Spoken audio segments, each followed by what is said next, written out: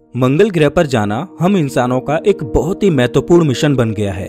जैसे जैसे पृथ्वी पर इंसानों की संख्या बढ़ती जा रही है, वैसे वैसे धरती पर मौजूद रिसोर्सेज और लैंड एरिया कम होता जा रहा है। सिर्फ इतना ही नहीं, पृथ्वी पर पॉपुलेशन का लेवल बहुत तेज गति से ऊपर जा रहा है। ऐसे में अगर हमने किसी और सेलेस्टियल बॉडी को अपना घर नहीं बनाया तो भविष्य में हमें काफी सारी दिक्कतों का सामना करना पड़ सकता है। यही कारण है कि पिछले कुछ दशकों से वैज्ञानिक ब्रह्मांड में ऐसे ग्रहों को ढूंढने की कोशिश कर रहे हैं जो हमारी पृथ्वी के जैसे हैं और जिन पर हम भविष्य में अपनी कॉलोनी बना सकें। हमारे सौरमंडल में भी ऐसी बहुत सारी जगह मौजूद हैं, जैसे कि हमारा खुद का चंद्रमा, मंगल ग्रह और शनि ग्रह का चांद टाइटन।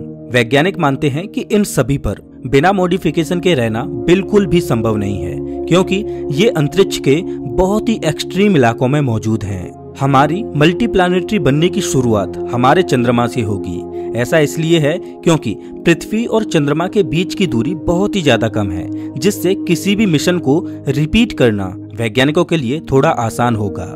लेकिन वैज्ञानिक खुद ये बात मानते हैं कि उनका मुख्य टारगेट कोई और नहीं बल्कि मंगल ग्रह है। मंगल ग्रह पर इंसानी बस्तियां बसाने की बातें मुख्यतः साइंस फिक्शन की किताबों से आई थीं, लेकिन जैसे जैसे समय बीतता गया वैसे वैसे ये साइंस फिक्शन रियलिटी में तब्दील होता गया।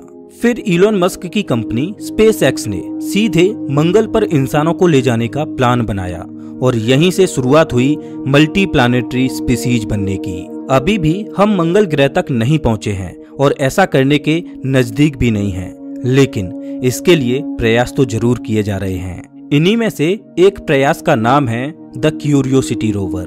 ये मंगल ग्रह पर भेजे जाने वाले कुछ सबसे फेमस अंतरिक्ष यानों में से एक है, जिसने वैज्ञानिकों को मंगल के बारे में बहुत ही महत्वपूर्ण जानकारियां दी हैं। दोस्तों, आज के इस वीडियो में हम आपको इसी अंतरिक्ष यान की पूरी जर्नी के बारे में बताने वाले हैं। इसकी जर्नी के साथ साथ आपको मंगल ग्रह के बारे में भी बहुत सारी जानकारी मिलती रहेगी, इसीलिए इस वीडियो को अंत तक देखते रहिए। क्यूरियोसिटी रोवर 6 अगस्त साल 2012 को मंगल की सतह पर लॉन्च हुआ था। इंटरेस्टिंग बात यह है कि जब यह स्पेसक्राफ्ट मंगल की सतह पर पहुंचा तब मंगल के ऑर्बिट में एक और स्पेसक्राफ्ट मौजूद था, जिसका नाम था रिकनेसेंस ऑर्बिटर। इस स्पेसक्राफ्ट ने क्यूरियोसिटी रोवर की एक तस्वीर भी ली थी, जिसे आप अपनी स्क्रीन पर देख सकते हो। इसके ऊपर ये गोल चीज असल में कुछ और नहीं बल्कि पैराशूट है। मंगल ग्रह का वायुमंडल इतना ज्यादा मोटा नहीं है, जिस वजह से किसी भी स्पेसक्राफ्ट को परफेक्टली लैंड कराने के लिए थ्रस्टर्स की जरूरत पड़ती है। ये थ्रस्टर जमीन पर उल्टा फोर्स लगाते हैं, जिससे स्पेसक्राफ्ट की रफ्तार कम हो जाती है और वो बहुत आराम से सतह पर लैंड हो जाता है। लैंड होने के कुछ ही मिनट बाद ये स्पेसक्राफ्ट आसपास के एरिया का एनालिसिस करता है। सिर्फ इतना ही नहीं, ये अपने सिस्टम डायग्नोस्टिक को भी चेक करता है और ये पता लगाता है कि ये मिशन को शुरू करने के लिए रेडी है या नहीं। वैज्ञानिकों ने इसे बहुत ही बारीकी से डिजाइन किया था, जिस वजह से इसने मंगल पर जाते ही अपने काम को शुरू कर दिया था। 6 अगस्त को लैंड होने के जस्ट अगले दिन यानी 7 अगस्त को ये अपना मास्ट डिप्लॉय करता है। अगर आपको नहीं पता तो बता दूं कि मास्ट स्पेसक्राफ्ट का एक पार्ट होता है, जिसमें बहुत सारे साइंटिफिक इंस्ट्रूमेंट और कैमरा अटैच्ड होते हैं। इन्हीं इंस्ट्रूमेंट्स के जरिए क्यूरियोसिटी रोवर मंगल पर रिसर्च करने वाला था। वो अपने इंस्ट्रूमेंट्स को पूरे एक दिन तक सेट करता रहा और 8 अगस्त साल 2012 को पहली तस्वीर खींचकर वैज्ञानिकों को भेजता है। दरअसल ये एक टेस्ट इमेज थी, जिससे वैज्ञानिक ये पता लगाना चाहते थे कि क्यूरियोसिटी रोवर का कैमरा और साइंटिफिक इंस्ट्रूमेंट्स सही से काम कर रहे हैं या फिर नहीं। इस तस्वीर को एक पैनारोमिक कैमरे द्वारा खींचा गया, जो बहुत ही वाइड एंगल तस्वीरें खींचता है। इसके जरिए वैज्ञानिक एक बहुत बड़े एरिया को एक छोटी सी इमेज में कैप्चर कर लेते हैं। क्यूरियोसिटी रोवर ने सिर्फ मंगल की तस्वीरों को ही नहीं लिया, बल्कि वहां पर जाकर उसने अपनी एक सेल्फी भी ली। इस तस्वीर को भी क्यूरियोसिटी रोवर ने वैज्ञानिकों को भेजा और ये तस्वीर अभी आप अपनी स्क्रीन पर देख सकते हो। इस तस्वीर को क्यूरियोसिटी में लगे हुए Mars and lens imager camera द्वारा खींचा गया था और ये पहली बार था जब किसी स्पेसक्राफ्ट ने मंगल ग्रह पर जाकर सेल्फी ली थी। तस्वीरों का सिलसिला खत्म होने के बाद अब क्यूरियोसिटी अपने असली काम की शुरुआत करता है। इस स्पेसक्राफ्ट को सबसे पहले मंगल ग्रह की मिट्टी का एक सैंपल कलेक्ट करना था। अगर आपको नहीं पता तो बता दूं कि किसी भी ग्रह की हिस्ट्री के बारे में जानने के लिए वैज्ञानिक उसकी मिट्टी और वहां पर मौजूद पत्थरों की पढ़ाई करते हैं। यही कारण था कि वैज्ञानिक मंगल ग्रह की मिट्टी को क्यूरियोसिटी रोवर द्वारा कलेक्ट करना चाहते थे। ये मिट्टी के सैंपल आगे चलकर वैज्ञानिकों के लिए बहुत ही ज्यादा जरूरी साबित होते हैं। क्यूरियोसिटी रोवर को एक ऐसे एरिया में उतारा गया था जहां पर वैज्ञानिकों को पानी मौजूद होने की आशंका थी। काफी सारी कैलकुलेशन और थ्योरी के मुताबिक मंगल ग्रह पर कुछ अरब साल पहले पानी मौजूद हुआ करता था, लेकिन क्यूरियोसिटी रोवर के लैंड होने से पहले ये सिर्फ महज एक थ्योरी ही थी। हालांकि साल 2012 में इसी स्पेसक्राफ्ट के जरिए वैज्ञानिकों ने मंगल ग्रह पर सेडिमेंट्री रॉक्स की खोज की।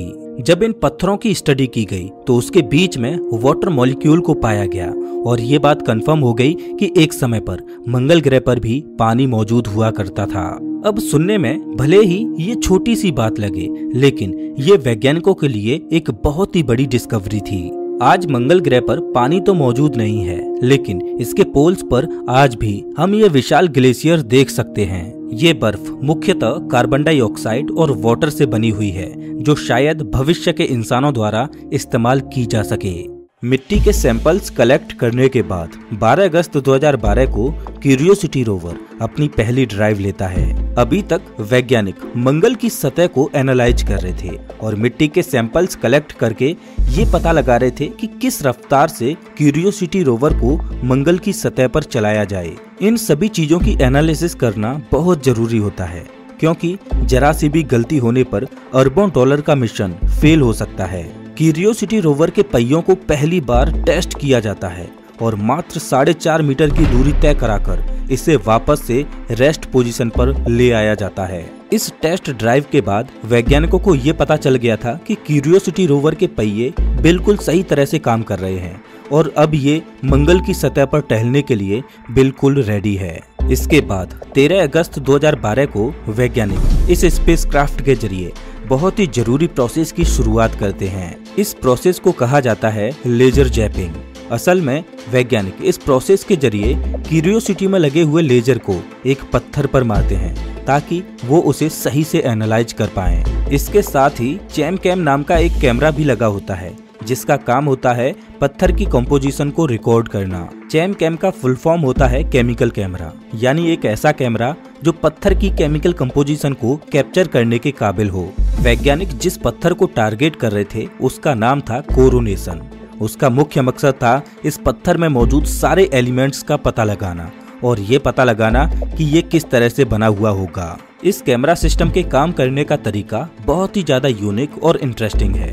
क्यूरियोसिटी में लगी हुई लेजर को जब किसी पत्थर पर टारगेट किया जाता है तो उसके हाई एनर्जी की वजह से उस पत्थर का तापमान इंक्रीज होने लगता है। एक समय ऐसा आता है जब ये तापमान इतना ज्यादा हो चुका होता है कि पत्थर का टारगेटेड एरिया सॉलिड से प्लाज्मा में कन्वर्ट हो चुका होता है। प्लाज्मा में कन्वर्ट होने की वजह से ये अलग अलग रंग की लाइट को एमिट करने लगता है, जिससे वैज्ञानिक स्टडी करके ये पता लगा लेते हैं कि उसमें कौन से एलिमेंट्स मौजूद हैं। इस तरह से एलिमेंट और कंपाउंड्स को ढूंढने की टेक्नोलॉजी को स्पेक्ट्रोस्कोपी कहा जाता है। जब भी कोई एलिमेंट लाइट को रिलीज करता है तो उसकी वेवलेंथ को स्टडी करके वैज्ञानिक ये पता लगा लेते हैं कि उसकी प्रॉपर्टीज क्या हैं। आपको जानकर हैरानी होगी कि इस तकनीक के जरिए वैज्ञानिक ब्रह्मांड में अरबों किलोमीटर दूर मौजूद ग्रहों के अंदर के एलिमेंट का भी पता लगा लेते हैं। जब भी कोई ग्रह अपने तारे के सामने आता है तो तारे की रोशनी उस ग्रह से होकर गुजरती है। ये रोशनी उसके वायुमंडल में मौजूद एलिमेंट्स को लाइट रिफ्लेक्ट करने का एक मौका देती है और इसी रिफ्लेक्टेड लाइट के जरिए वैज्ञानिक एलिमेंट्स एंड कंपाउंड्स का पता लगा लेते हैं। कोरोनेशन को एनालाइज करने के बाद वैज्ञानिकों ने ये पता लगाया कि उसके अंदर सिलिकॉन, एल्यूमिनियम, मैग्नीशियम और आयरन मौजूद था। मंगल ग्रह पर लोहे की मात्रा बहुत ज्यादा है। आपको जानकर हैरानी होगी कि मंगल का लाल रंग भी असल में लोहे से ही आता है। आपने अपनी छोटी क्लास में रस्टिंग नाम के प्रोसेस के बारे में तो सुना ही होगा। जब भी ऑक्सीजन गैस आयरन के साथ केमिकल रिएक्शन करती है तो इससे आयरन ऑक्साइड नाम का एक केमिकल कंपाउंड बनता है। इसी केमिकल कंपाउंड को हम आम भाषा में जंग के नाम से जानते हैं। मंगल ग्रह पर भी यही आयरन ऑक्साइड भारी मात्रा में मौजूद है, जिससे हमें इसका रंग बिल्कुल लाल दिखाई देता है। हालांकि वैज्ञानिक मानते हैं कि पास्ट में ऐसा बिल्कुल भी नहीं था। पहले मंगल ग्रह नीले और भूरे रंग का रहा होगा, लेकिन कुछ जियोलॉजिकल प्रोसेस की वजह से धीरे धीरे इसका रंग बदलता गया। रंग बदलने के साथ साथ इस पर मौजूद पानी भी खत्म होता गया और अंत में ये एक बंजर ग्रह बनकर रह गया। क्यूरियोसिटी रोवर अपने 27वें दिन पर एक जियोलॉजिकल फॉर्मेशन की तस्वीर खींचता है, जो असल में कुछ और नहीं बल्कि सेडिमेंट्री रॉक सैंपल थे। इस जियोलॉजिकल फॉर्मेशन का नाम था सेडिमेंट्री कंग्लोमेरेट। इस पर स्टडी करने के बाद वैज्ञानिकों ने यह पता लगाया कि जिस एरिया में क्यूरियोसिटी रोवर रिसर्च कर रहा है वहां पर एक समय पर पानी मौजूद हुआ करता था। ये पानी एक जगह रुका हुआ नहीं था, बल्कि बिल्कुल पृथ्वी पर मौजूद नदियों की तरह ही बहता रहता था। इसी बहते पानी की वजह से हमें सेडिमेंट्री रॉक्स फॉर्म होते हुए दिखाई देते हैं, और ऐसा सिर्फ मंगल ग्रह पर ही नहीं बल्कि पृथ्वी पर भी देखा जा सकता है। इनफैक्ट ब्रह्मांड में अगर किसी भी ग्रह पर पानी बहेगा तो वहां पर सेडिमेंट्री रॉक्स जैसे ही पत्थर फॉर्म होंगे, जो एक बहुत ही इंटरेस्टिंग बात है। वैसे तो क्यूरियोसिटी रोवर ने ऑलमोस्ट हर एक दिन कुछ न कुछ नई रिसर्च की थी, लेकिन अगर हम उन सभी को इस वीडियो में जानने की कोशिश करेंगे तो ये वीडियो काफी घंटों लंबा हो जाएगा। चलिए जानते हैं इस अंतरिक्ष यान द्वारा की गई सबसे मेजर डिस्कवरीज के बारे में, जिसने हमारा मंगल ग्रह को देखने का नजरिया ही बदल दिया। डे 279 मंगल की सतह पर लैंड होने के 279 दिन बाद क्यूरियोसिटी रोवर मंगल के प्राचीन हैबिटेबल एनवायरनमेंट की खोज करता है। मैं जानता हूं कि आप में से बहुत सारे लोगों को इसके नाम को सुनकर ज्यादा कुछ समझ नहीं आया होगा, इसीलिए चलिए इसे थोड़ा गहराई में जानते हैं। असल में जब ये डिस्कवरी की गई थी तब क्यूरियोसिटी रोवर मंगल ग्रह के येलो नाइफ एरिया में मौजूद था। 12 मार्च 2013 को वैज्ञानिक इस एरिया की मिट्टी को कलेक्ट करते हैं। मिट्टी के अलावा वैज्ञानिक यहाँ पर मौजूद कुछ पत्थरों की भी जांच करते हैं, और जांच के रिजल्ट आने के बाद सबके होश उड़ जाते हैं। उनको ये पता चलता है कि क्यूरियोसिटी रोवर जिस एरिया में मौजूद है वो कुछ अरब साल पहले असल में एक फ्रेश वाटर लेक हुआ करती थी। जियोलॉजिकल प्रोसेस की वजह से इस झील का पानी तो एवेपोरेट हो गया, लेकिन अभी भी इसके पत्थरों में ऐसे सिग्नेचर मौजूद थे जिससे ये पता लगाया जा सकता था कि यहाँ पर पानी मौजूद था। सिर्फ इतना ही नहीं, इस खोज ने वैज्ञानिकों को ये भी सोचने पर मजबूर कर दिया कि क्या पास्ट में मंगल ग्रह पर जीवन मौजूद था। इस स्टडी के जरिए वैज्ञानिकों को ये पता चला कि एक समय पर मंगल ग्रह पर भी ऐसा एनवायरनमेंट हुआ करता था जिसमें माइक्रोबियल लाइफ सरवाइव कर सकती थी। ऐसा भी हो सकता है कि शायद मंगल ग्रह पर छोटे छोटे ऑर्गेनिज्म अरबों साल पहले रहा करते हों, लेकिन मंगल के बिगड़ते हालातों के चलते उनका खात्मा हो गया हो। अंतरिक्ष में कहीं भी जीवन ढूंढना हम इंसानों के लिए एक बहुत ही बड़ी बात होगी। आज तक हमने पृथ्वी के अलावा कोई भी ऐसा ग्रह नहीं ढूंढा है जिसमें कोई भी जीवित चीज मौजूद हो। ऐसे में अगर हमें भविष्य में मंगल ग्रह पर लाइफ होने के सैंपल्स मिल जाते हैं तो ये हमारे लिए एक बहुत ही बड़ी बात होगी। डे 330 अभी भी क्यूरियोसिटी रोवर येलो नाइफ बे एरिया में ही रहकर वहां की मिट्टी और पत्थरों पर रिसर्च कर रहा था। तभी उसको एक और सेडिमेंट्री रॉक मिलता है जिसमें पानी के बहुत ही शार्प और क्लियर सैंपल मौजूद थे। इससे वैज्ञानिकों को इस बात की श्योरिटी मिली कि सच में मंगल ग्रह पास्ट में पानी से भरा हुआ रहता था। अब शायद आपके दिमाग में ये सवाल आ सकता है कि मंगल ग्रह का इतना सारा पानी आखिर गया कहाँ? इसका जवाब बहुत ही आसान सा है। मंगल ग्रह का सारा पानी अंतरिक्ष में एवेपोरेट होकर चला गया। मंगल ग्रह के पास ना ही वायुमंडल है और ना ही एक स्ट्रॉन्ग मैग्नेटिक फील्ड। इन दोनों के ना होने की वजह से सूर्य से आने वाली हार्मफुल रेडिएशन मंगल की सतह को डायरेक्टली हिट करती है। इसके साथ ही सूर्य से निकलने वाली गर्मी इसकी सतह पर मौजूद पानी को गर्म कर देती थी, जिससे वो भाप में बदल जाता था। अब यही सेम प्रोसेस हमारी पृथ्वी पर भी होता है, लेकिन हमारी पृथ्वी के पास एक मोटा वायुमंडल है, इसीलिए ये पानी अंतरिक्ष में नहीं जा पाता। मंगल के पास मोटा वायुमंडल ना होने की वजह से उसका सारा पानी बादल बनाने की जगह सीधे अंतरिक्ष में जाता गया, और एक समय ऐसा आया जब वहाँ मौजूद सारा पानी खत्म हो गया। इसके बाद से ही मंगल ग्रह पूरी तरह से बंजर ग्रह बनकर रह गया। हालांकि जब मंगल ग्रह की मिट्टी को थोड़ा अंदर तक खोदा जाता है तो अभी भी गीली मिट्टी ही पाई जाती है। कुछ इसी तरह से जब पत्थरों को तोड़कर उनके बीच में देखा जाता है तब भी वैज्ञानिकों को थोड़ी बहुत नमी मिलती है, जिससे ये पता चलता है कि मंगल ग्रह भी एक समय पर पानी से भरा हुआ रहता था। इसी डिस्कवरी के मात्र 10 दिन बाद यानी अपने लैंड होने के 340वें दिन पर क्यूरियोसिटी मंगल पर मौजूद पानी से जुड़ी एक और बहुत बड़ी डिस्कवरी करता है। वो मंगल ग्रह के गेल क्रेटर नाम के एक एरिया में रिवर बेड की डिस्कवरी करता है। यहाँ की मिट्टी में उसे ग्रेवल मिलती है, जिससे वैज्ञानिकों को ये पता चल पाता है कि एक समय पर यहाँ पर नदियाँ बहा करती थीं। जब इन्हीं डिस्कवरीज को और बड़े पैमाने पर किया जाने लगा तो वैज्ञानिकों को गलीज भी देखने को मिली। आपने बारिश के मौसम में ऐसा देखा होगा कि जहाँ पर पानी के निकलने का रास्ता नहीं होता है, वहाँ पर पानी मिट्टी को काटते हुए अपना रास्ता खुद बना लेता है। कुछ ऐसा ही मंगल ग्रह पर भी हुआ करता था। वैज्ञानिक आज इन्हीं रास्तों को ढूंढकर ये पता लगा रहे हैं कि मंगल पर पानी किस तरह से बिहेव करता था। इस डिस्कवरी को 27 सितंबर 2013 को किया गया था और तब से आज तक वैज्ञानिक ना जाने कितनी सारी गलीज को मंगल की सतह पर ढूंढ चुके हैं। डे 1203 मंगल पर मौजूद पानी से जुड़ी बहुत सारी डिस्कवरीज के बाद अब क्यूरियोसिटी मंगल के एनवायरनमेंट पर फोकस करना शुरू करता है। अभी तक वैज्ञानिकों का मुख्य मकसद मंगल पर मौजूद पानी की डिस्कवरी करना था और उससे जुड़े जितने सैंपल हो सकें उतने कलेक्ट करने की कोशिश करना था। लैंड होने के 1203 दिन बाद यानी 3 जून 2018 को वैज्ञानिक एक बहुत ही बड़ी डिस्कवरी करते हैं, जिससे मंगल पर पास्ट में एलियन लाइफ मौजूद होने के र्यूमर्स दुनिया भर में फैलने लगते हैं। क्यूरियोसिटी रोवर पानी की डिस्कवरी करते करते मंगल पर ऑर्गेनिक कंपाउंड्स की भी डिस्कवरी कर लेता है। अगर आपको नहीं पता तो बता दूं कि ऑर्गेनिक कंपाउंड्स ऐसे केमिकल कंपाउंड होते हैं जिनसे मिलकर ही जीवन का निर्माण होता है।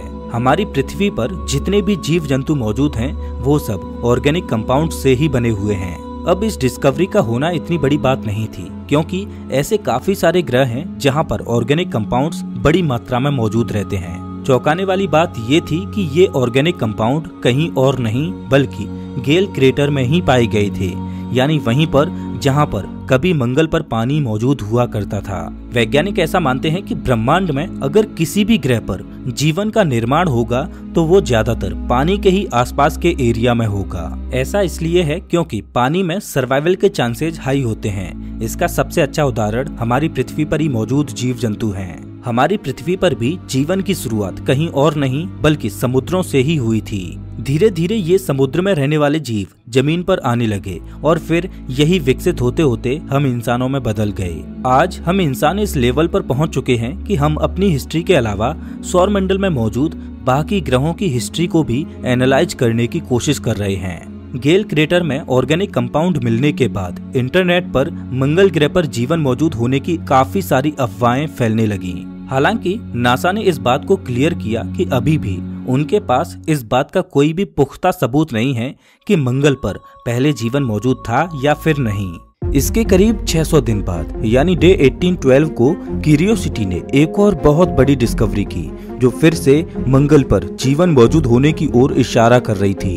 क्यूरियोसिटी रोवर ने यह पता लगाया कि मंगल ग्रह पर मीथेन गैस की मात्रा कांस्टेंट नहीं रहती। अब पहली बार सुनने पर ऐसा लगता है कि ये एक बहुत ही नॉर्मल डिस्कवरी है, लेकिन अगर आप इस चीज का मतलब समझ जाओगे तो शायद आप भी चौंक जाओगे। मीथेन की मात्रा कांस्टेंट ना होने का मतलब ये है कि या तो कोई चीज उसे एब्जॉर्ब कर रही है या फिर उसे कोई चीज रिलीज कर रही है। वैज्ञानिकों ने यह अनुमान लगाया कि शायद मंगल ग्रह पर ऐसे छोटे बैक्टीरिया मौजूद हो सकते हैं जो या तो मीथेन गैस को इनहेल करते हैं या फिर एक्सहेल करते हैं।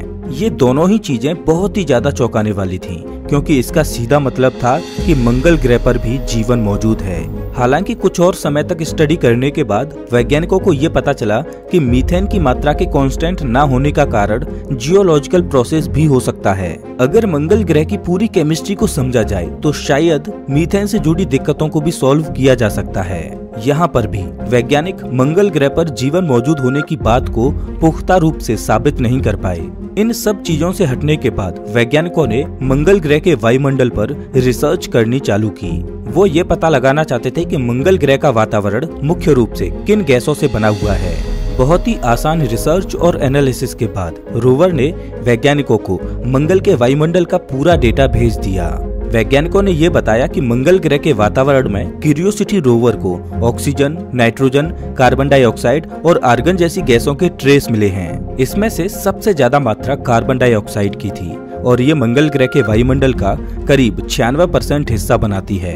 एक कंपैरिजन के लिए आपको बता दें कि हमारी पृथ्वी पर 78% नाइट्रोजन मौजूद है। इसके अलावा पृथ्वी का एटमॉस्फेयर 21% ऑक्सीजन से बना है और बचे हुए 1% में बाकी सारी गैसें मौजूद हैं। इसका मतलब ये है कि हमारे वायुमंडल में कार्बन डाइऑक्साइड की मात्रा 1% भी नहीं है।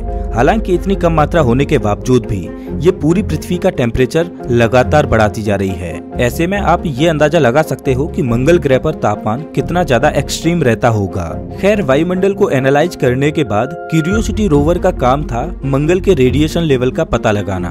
अगर इंसानों को किसी भी ग्रह पर जाना है तो उस ग्रह के रेडिएशन लेवल के बारे में जानकारी होना बहुत जरूरी है। ऐसा इसलिए क्योंकि बिना रेडिएशन लेवल जाने अगर हम किसी भी ग्रह पर जाएंगे तो हमारी मृत्यु बहुत जल्द हो सकती है। मंगल ग्रह के पास मैग्नेटिक फील्ड न होने की वजह से सूर्य से निकलने वाले सारे हार्मफुल पार्टिकल्स डायरेक्ट इसकी सतह तक आ जाते हैं। ऐसे में अगर कोई एस्ट्रोनॉट उस सतह पर मौजूद होगा तो ये पार्टिकल उसकी स्किन में प्रवेश करके एस्ट्रोनॉट के डीएनए में भी बदलाव कर सकते हैं। इसकी वजह से कैंसर जैसी खतरनाक बीमारी हो सकती है जो बहुत जल्द ही उस एस्ट्रोनॉट की मृत्यु का कारण बन जाएगी। इसके अलावा ये चार्ज्ड पार्टिकल्स इंस्ट्रूमेंट्स को भी खराब कर देते हैं। अगर हमारी पृथ्वी के पास एक स्ट्रॉन्ग मैग्नेटिक फील्ड ना होता तो हमारी पृथ्वी पर इंटरनेट और रेडियो सिस्टम जैसी कोई भी चीज कभी भी डेवलप हो ही नहीं पाती। इसके अलावा क्यूरियोसिटी रोवर ने मंगल ग्रह पर मौजूद एक बहुत ही फेमस माउंटेन पर भी रिसर्च की थी। इस माउंटेन का नाम है माउंट शार्प और यह गेल क्रेटर के मध्य भाग में मौजूद है। क्यूरियोसिटी रोवर का काम था इस पहाड़ के निचले हिस्से पर रिसर्च करना और वहां मौजूद मिट्टी के सैंपल्स को कलेक्ट करना। यहाँ पर भी वैज्ञानिकों को बहुत सारे सेडिमेंट्री रॉक्स देखने को मिले थे, जिससे उन्हें ये पता चला कि इस पहाड़ के निचले हिस्से पर भी अरबों साल पहले पानी मौजूद हुआ करता था। सिर्फ इतना ही नहीं, वैज्ञानिकों ने इससे मंगल ग्रह की क्लाइमेटिकल हिस्ट्री और एनवायरमेंटल चेंजेस के बारे में भी पता लगाया। फिलहाल तो हम इस बात को लेकर निश्चित नहीं है कि मंगल ग्रह पर कभी जीवन मौजूद था या फिर नहीं, लेकिन ये जरूर कहा जा सकता है कि भविष्य में यहाँ पर जीवन जरूर मौजूद होगा। ऐसा करने के पीछे कोई और नहीं बल्कि हम इंसान ही होंगे और हम इंसान ही यहाँ जाकर अपनी कॉलोनीज बनाएंगे। वैसे अगर आपको मंगल ग्रह के किसी एरिया में लैंड करने का मौका दिया जाए तो आप किस एरिया में लैंड करना चाहोगे और क्यों, हमें कमेंट करके जरूर बताएं। अगर आपको ये वीडियो अच्छा लगा हो तो इसे लाइक जरूर करें और ऐसे वीडियोज के लिए चैनल को सब्सक्राइब करें, साथ ही बेल आइकन दबाएं।